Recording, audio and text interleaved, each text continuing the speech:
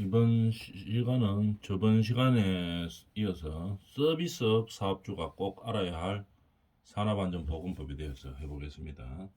저번 시간에 이제 서비스업에 종사하는 근로자를 위해서 사업주가 안전관리를 해야 되는 보건관리를 해야 되는 10계명에 대해서 한번 해봤고, 많이 발생하는 업종에 대해서 알아봤었죠.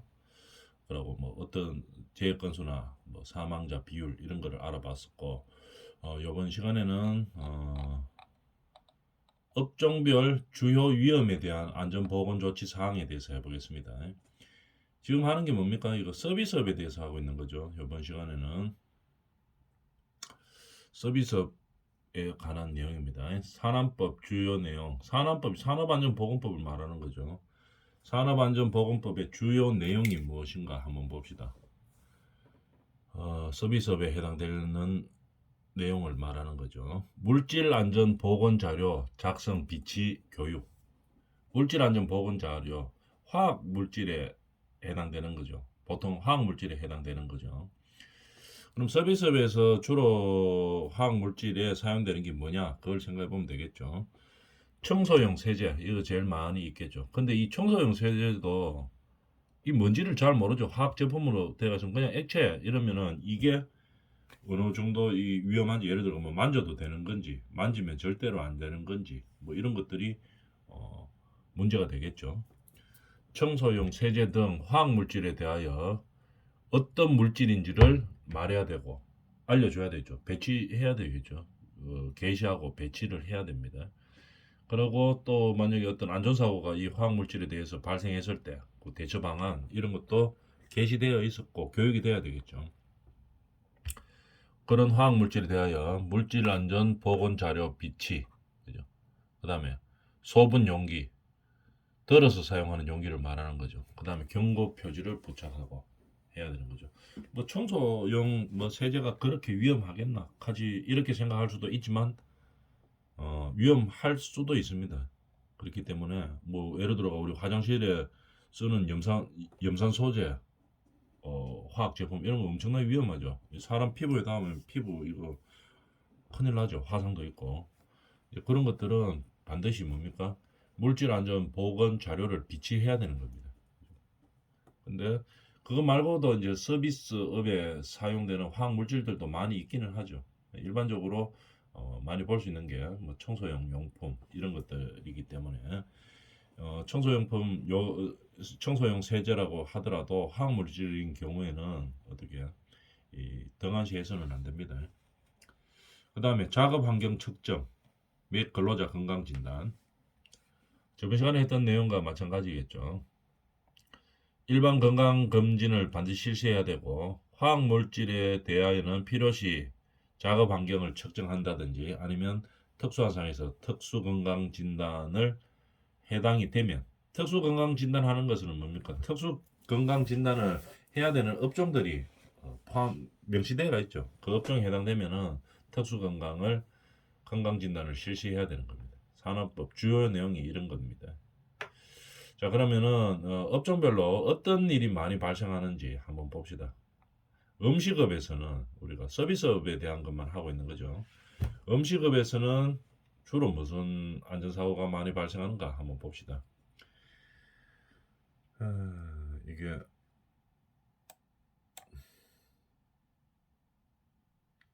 옥내 바닥 미끄럼. 음식업은 물을 많이 사용하죠. 뭐 씻고 뭐 이런 게 많기 때문에 물을 많이 사용하니까 미끄럼 방지 신발을 착용을 해줘야 되겠죠. 바닥 미끄러짐을 방지를 하려고 하면. 그 다음에 물 청소 시에 미끄럼 주의 표시를 설치합니다. 우리가 건물 같은 데 들어갈 때도 마찬가지죠. 건물의 화장실에 그 청소하시는 분이 청소할 때 뭐 노란 표지 같은 거 이렇게 갖다 놓죠. 미끄럼 방지 이렇게 하면서 뭐 청소 중 하면서 이렇게 표지를 설치하죠. 그게 뭡니까? 반드시 해야 되는 겁니다. 이게 법으로 정해져 있는 거죠.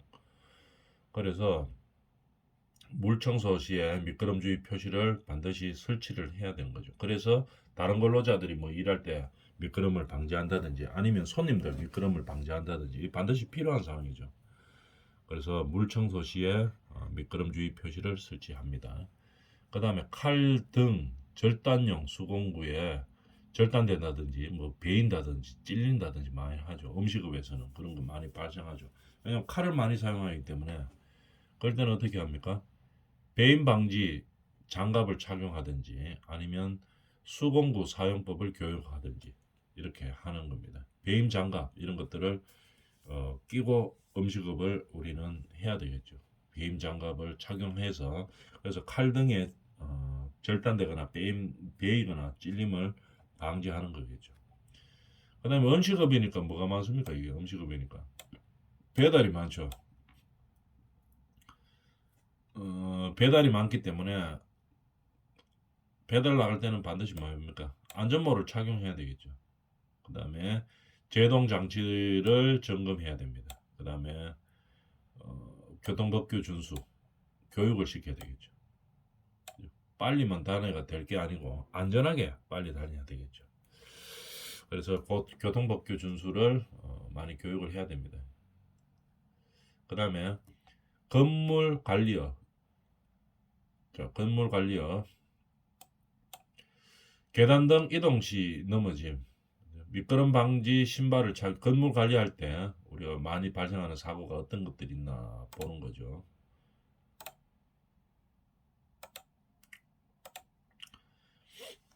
계단 등 이동 시에 많이 미끄러져서 넘어집니다. 그래서 미끄럼 방지 신발 착용하고 그 다음에 바닥 자체에 미끄럼 방지 조치를 하는 거죠. 논슬립.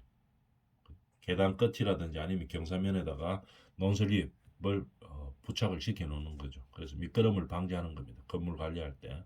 미끄럼 사고가 많이 나는 거죠. 미끄럼 사고가 많이 나고 아니면 떨어짐 사고가 많이 납니다. 왜냐하면 위에 뭐 고쳐 뭐등 갈고 이런 것들 많죠. 뭐 위에 페인트 칠하고 이런 것들 많기 때문에 사다리 타고 올라가다가 뭐 올라가서 거기서 추락한다든지 낙하 뭐 이런 사고가 많이 발생하는 거겠죠. 또 많이 발생하는 사고가 이거죠. 미끄럼 사고, 그 다음에 주차 설비. 이게 자주식 주차장은 뭐 별로 사고가 안 나는데 기계식 주차장이 있죠. 이래가 엘리베이터처럼 차 넣어가지고 위로 올리고 하는 거 이런 것들은 사고가 많이 납니다. 주차 설비에 끼임 사고. 이 끼임 사고 나면 이거 중대 사고로 많이 발생하죠. 주차 설비 내 가동 중에는 뭐 합니까? 접근 금지. 반드시 사람이 어떻게 합니까? 통제를 해야 되겠죠. 자기 스스로 막 이렇게 하다 보면 사고가 많이 나죠. 운전자들이. 그래서 보통 보면은 통제를 많이 하죠. 근데 그럴 때 통제를 할 때도 움직이는 중에는 접근 절대로 하면 안 되죠. 그 다음에 정비할 때는 작동 금지, 정비 시 작동 금지 반드시 시켜야 될 것이고, 그 다음에 잠금 장치도 해놔야 될 것이고, 아무나 들어가가 막 하고 이렇게 하면 안 되겠죠. 주차 설비에 끼임 사고가 발생해가지고 사망하는 사고 이런 거 많이 발생합니다. 그래서 항상 안전사고에 유의해야 되겠죠. 그 다음에 작업 지휘자 배치 후에 작업을 해야 됩니다. 작업 지휘자가 있어야 되겠죠. 우리가 기계식 주차장에 가면 꼭 그 작업 지휘하는 사람이 한 명이 있죠. 없으면 그 진짜 위험합니다. 이게 사람이 이게 동작하고 누르는 게 안 해본 사람들은 이거 하기가 위험하죠. 그거 하다 보면 잘못하면 끼임 사고 발생하고 그럼 중대 사고로 발생하기 때문에 그 장비에 대해서 잘 알고 있는 작업 지휘자가 필요한 거죠. 통제할 수 있는 그런 사람이 필요한 겁니다. 배치 후에 작업을 해야 된다 이 말이죠. 그 다음에 건물 관리를 할 때 또 많이 발생하는 거 사다리 타고 위에 올라가서 뭐 하는 작업들이 많아요. 건물 관리하다 보면. 그래서 반드시 뭡니까? 안전대를 착용하고 안전고리까지 해주면 더 좋겠죠. 안전고리를 걸 수 있는 상황이면 반드시 걸고 합니다. 그 다음에 2인 1조로 작업을 해야 되고 그죠? 그래야지 떨어짐 사고를 방지할 수 있는 거죠. 그죠? 그래서 건물 관리할 때 많이 발생하는 사고가 미끄럼 사고, 그 다음에 끼임 사고, 그 다음에 떨어짐 사고 발생을 많이 하죠. 여기에 대해서 안전 조치를 어떻게 해야 된다 하는 것에 대해서 알아봤습니다. 그 다음에 위생 서비스도 이 안전사고 많이 발생합니다. 왜냐하면 그 일 자체가 이 한번 볼까요? 위생 서비스의 제일 대표적이다고 하면은 청소죠, 청소. 근데 뭐 도로변 청소 이런 거 청소 작업하다 보면은 뭡니까? 이 옆에 차량들하고 부딪힐 수가 있겠죠. 도로변 청소하는 거. 우리가 보면은 새벽에 보면 도로변 청소 많이 하죠. 그때 위생 서비스를 하는데 거기에서 뭐 옆에 가는 차량들하고 부딪혀가지고 밤에 잘 안 보이고 이렇기 때문에 사고가 많이 발생합니다. 그 다음에 뭐 우리 정화조 관리 특히 사고 조심해야 되는 거 암모니아 가스가 있죠. 정화조 안에는. 그래서 이런 가스가 어떻게 환기가 잘 안 되면은 가스에 질식해 가지고 쓰러진다든지 이런 사고들이 많이 발생할 수 있습니다. 그래서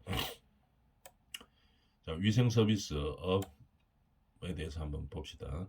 공공근로 지역 공동체 사업에서 이동 중 넘어짐, 이동 중 넘어짐 사고가 많습니다.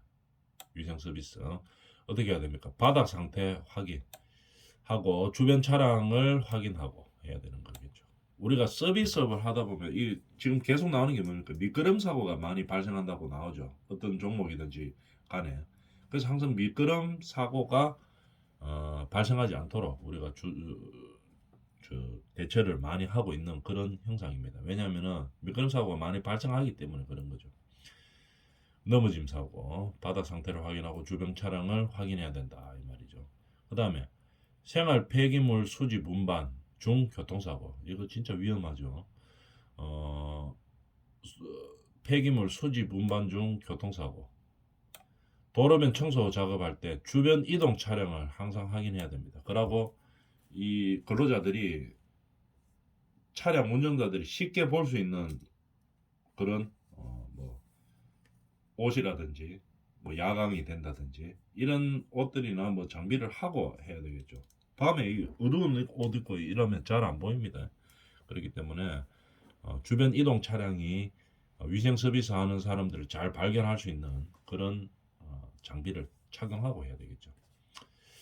건물 청소 및 방제 작업 시 화학 물질에 노출되는 것, 특히 많이 되는 게 이 정화조 쪽 방제 작업하기 위해서 그 맨홀 안에 들어가고 이런 거 진짜 위험합니다. 왜냐하면 공기가 거기가 환기가 안 되기 때문에 이 유독 가스들이 많이 있을 수가 있죠. 그래서 작업에 맞는 보호구를 착용을 잘해야 되겠죠. 근데 중요한 것은 작업에 맞는 보호구를 착용해야 됩니다. 안전장갑, 마스크 등을 착용하고 들어가야 되는 거죠. 그 다음에 운수창고 통신업, 운수창고 화물 자동차 운행 중 교통사고 한번 봅시다. 운행 전 충분한 휴식으로 운수업 여기도 교통사고 많이 일어나죠. 그죠? 졸음운전 한다든지 이런 거 충분한 휴식을 해야 되는 겁니다. 운행하기 전에 계속 무리하게 운전하는 게 이 장기간 운전하면은 진짜 피곤한 그런 산업이죠.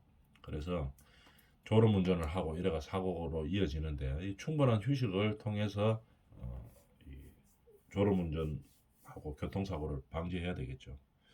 충분한 휴식으로 졸음운전을 예방하고 차량 안전점검을 하고 교통법규를 준수해야 하는 거죠. 화물 자동차 교통사고를 이제 방지하기 위한 것입니다.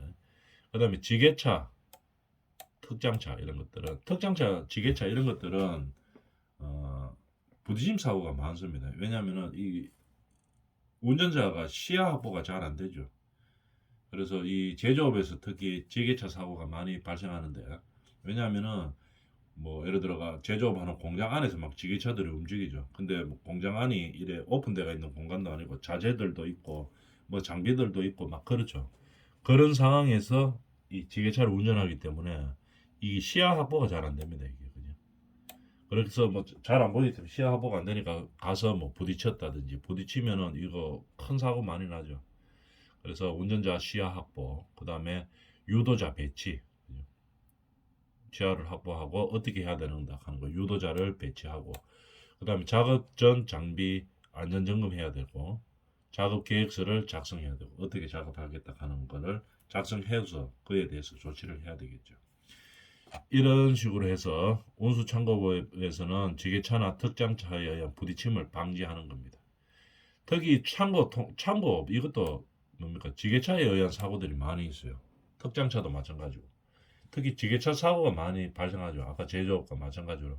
이 시야 확보가 잘 안 되고 넓은 상황에서 하는 게 아니고 이 뭐 자재 사이즈가 있고 창고업이니까 자재도 있고 뭐 사람도 있고 장비도 있고 뭐 여러 가지 있겠죠. 그 사이에서 막 움직이고 하다 보니까 이게 부딪힘 사고가 많이 납니다. 그래서 이런 것들을 방지해야 된다는 얘기죠. 그 다음에 도소매업에서는 뭐가 어떤 사고가 많이 발생하나 한번 볼까요? 도소매업. 여기서도 제일 많이 하는 게 미끄럼이네요. 미끄럼 사고가 많이 발생합니다. 바닥 통로 이동 중 넘어짐 사고. 도소매업, 소매업이나 도매업도 마찬가지로 통로 이래 다니다가 미끄럼이 사고가 많이 발생합니다. 그래서 미끄럼 방지 신발 착용을 하는 거죠. 그 다음에 또는 미끄럼 바닥 자체에 그냥 미끄럼 방지를 실시하는 거죠. 미끄럼 방지 실시. 그 다음에 도소매업도 마찬가지로 사다리 사용 중에 떨어짐이 많습니다. 사다리 사용. 그러니까 사다리 사용할 때는 안전모, 안전대를 착용하고 2인 1조로 작업해야 된다 이 말이겠죠. 그 다음에 도소매업이 사다리를 왜 많이 사용하느냐 하면은 도매업도 마찬가지고 소매업도 마찬가지고 이 물건을 위로 지어야 되겠죠. 선반 같은 데 위를 물건을 많이 올려야 되잖아요. 그렇게 하다 보니까 사다리를 사용하는 일이 상당히 많습니다. 도소매업은. 그러니까 사다리 사고가 많은 거죠. 안전모, 안전대를 사용하고 2인 1조로 작업을 해서 사다리에서 뭐 떨어짐을 방지해야 된다 이 말입니다. 그 다음에 이게 인력용 기계 사용 중 끼임 사고가 많이 발생합니다. 이게 사람이 이래 다 들고 이렇게 움직일 수는 없죠. 그러니까 조그만 기계들, 인력으로 움직일 수 있는 기계들 이런 것들을 많이 사용하죠. 그렇게 인력용 기계를 사용하다 보면 이 끼임 사고가 많이 발생하는 겁니다. 사람이 직접 하든지 아니면 간단한 뭐 점동 기구가 조금 있는 그런 인력용 기계를 사용하다 보면 끼임 사고가 많이 발생하는 거겠죠. 그래서 이를 방지하기 위해서는 뭐 수리 정비 시 전원 차단하고 비상정지 버튼 이게 필요하죠. 비상정지 버튼 이 미리 사전에 확인을 해줘야 됩니다. 작동이 잘 되도록 해야 되는 거겠죠. 우리가 보면 제일 많이 나는 서비스업에서 제일 많이 나는 사고가 뭡니까 이게? 업종마다 다 있는 게 거의 다 있는 게 보면 미끄럼 방지입니다. 미끄럼 방지. 그러니까 미끄럼 방지 신발하고 이 바닥에 미끄럼 방지가 되는 바닥으로 해놓는 게 중요하겠죠. 그죠? 그리고 우리가 화장실 같은 데도 보면 전부 미끄럼 방지 타일을 쓰죠. 잘 미끄러지지 않는 타일 이런 거를 사용을 해야 되는 겁니다. 도소매에 대해서 알아봤고 이번엔 보건복지에 대해서 한번 봅시다. 보건복지에 뭐 대표적이다고 하는 서비스업이라고 하면 뭐 어떤 게 있겠습니까? 뭐 요양병원, 병원 이런 걸 말하는 거겠죠. 입원 환자들 이런 것들 말할 때 어떤 안전사고가 많이 발생하는지 한번 알아봅시다. 그에 대한 대책까지. 바닥 통로 이동 중 넘어짐 이것도 또 넘어짐이네요. 바닥 통로 미끄럼 이것도 미끄럼 사고가 많이 나는 겁니다. 미끄럼 방지 신발을 착용하고 바닥에 미끄럼 방지 조치를 하고 해야 되는 겁니다. 보건복지 사고에서 이동하다가 잘 미끄러지는 사고가 발생한다는 얘기겠죠. 무리한 동작, 환자 이송 등으로 근로자들이 근골격계에 부담되는 작용이 많이 발생합니다.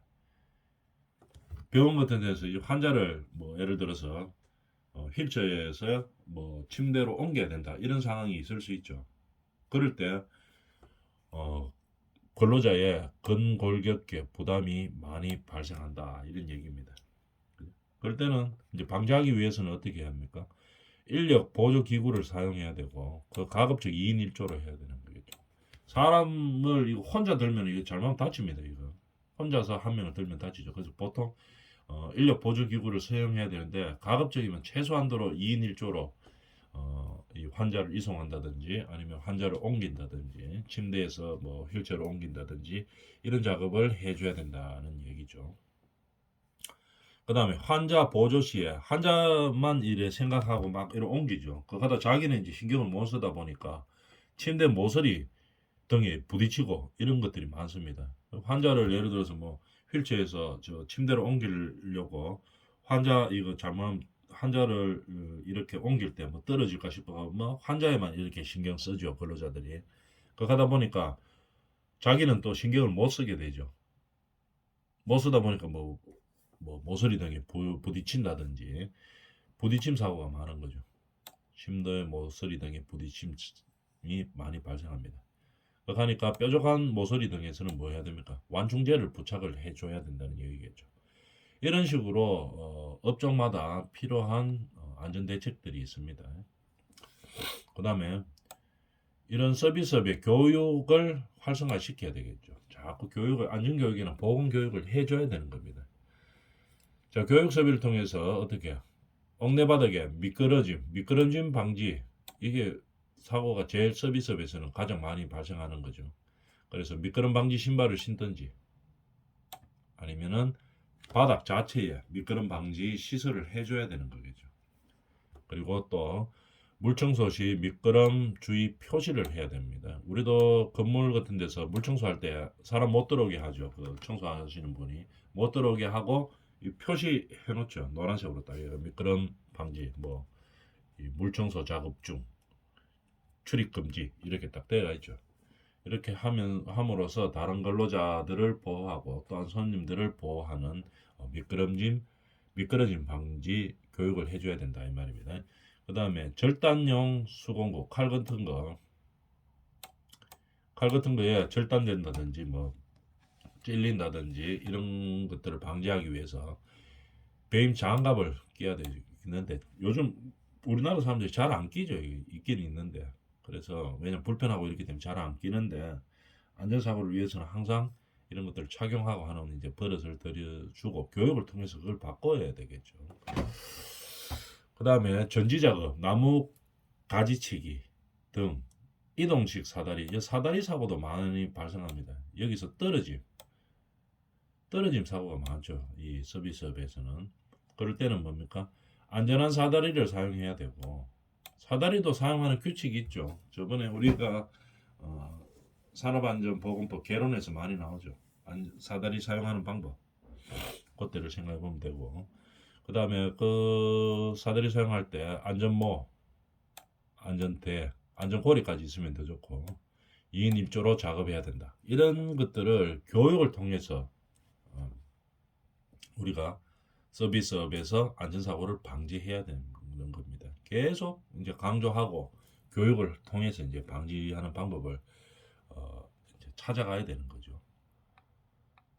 그 다음에 산재 발생 시에 그럼 서비스업에서 어떻게 해야 되느냐? 서비스업이 우리 저번에 앞에서 했던 거하고 똑같습니다. 그렇지만 나왔기 때문에 한번 알아봅시다. 읽어보면 되겠죠. 똑같은 내용입니다. 산재가 발생하면 어떻게 해야 되느냐? 조치사항. 발생 보고가 있죠. 만약에 사망을 했다든지 아니면 3일 이상 휴업이 발생한 부상자가 있다든지 이러면은 어떻게 해야 됩니까? 관할 지방고용노동부 장관에게 제출해야 됩니다. 발생을 했다는 것을 보고를 해야 됩니다. 언제? 한 달 이내, 발생일로부터 한 달 이내에 보고를 해야 되는 거죠. 관할 노동청에다가 고용노동관서장에다가 보고를 해야 되는 겁니다. 그 다음에 기록을 남겨놔야 되겠죠. 발생 기록. 거기에 기록지에 들어가는 내용은 사업장의 개요, 어떤 사업장이다, 근로자 인적사항, 근로자 인적, 그 다음에 일시, 재발생 일시, 장소, 왜 발생했는지, 어떤 과정에서 발생했는지, 제일 중요한 게 이거죠. 재발 방지 계획 세우는 거. 재발 방지 계획. 이거를 해야 됩니다. 다음부터는 이런 게 발생하면 안 되기 때문에 한번 낳는 거는 어쩔 수 없지만은 다음부터는 이런 거를 재발하면 안 되기 때문에 계획을 세워야 되는 거. 이게 제일 중요하죠. 만약에 산업재해조사표 또는 사본 또는 요양신청서 차본을 하면 대처할 수 있습니다. 근데 대처는 되지만 요거는 다시 첨부해야 되겠죠. 재해 재발 방지 계획이. 왜냐면은 개요 인적 사항, 근로자 인적, 일시 장소, 원인 과정 이게 이어 다 들어가가 있죠. 그렇기 때문에 요양신청서 이런 데 다 들어가 있기 때문에 굳이 뭐 다시 할 필요는 없지만 재해 재발 방지 계획은 다시 세워줘야 되는 겁니다. 그 다음에 작업 중지 조치 누가 해야 되느냐 하면 사업주가 해야 되는 겁니다. 사업주가 작업 중지를 해야 됩니다. 어떨 때 산업재해가 발생할 급박한 위험이 있을 때, 야 이거 산업재해 발생할 것 같다 이러면은 무조건 사업주는 중지해야 됩니다. 작업을. 이거 중지하면은 돈 엄청나게 비용 많이 드는데, 뭐 예를 들어 전기 많이 사용하는데 전기 껐다가 다시 올리려고 하면 비용 엄청나게 많이 들죠. 큰 공장 같은 데는 그렇습니다. 그렇다고 해가 중지 안 하면 안 되죠. 반드시 중지시키고 해야 됩니다. 그 다음에 또는 뭡니까? 급박한 위험 아니면 중대재해 발생 시는 반드시 작업을 중지시켜야 됩니다. 그 다음에 근로자들을 일단 대피시키고 안전을 확보해야 되겠죠. 안전 보건상의 조치를 한 후에 그 다음에 다시 작업을 해야 됩니다. 이걸 어기면 안 되죠. 처벌받습니다. 5년 이하 징역 또는 5천만 원 이하 벌금. 형사처벌 받는 거죠. 작업 중지 반드시 해야 됩니다. 어떨 때? 급박한 위험이 있을 때 아니면 중대재해 발생했다고 하면 바로 작업 중지시키고, 왜? 다른 근로자를 보호해야 되기 때문에 그런 거죠. 그래서 다른 근로자를 대피시키고 그 다음에 조치한 후에 다시 작업을 시작해야 되는 겁니다.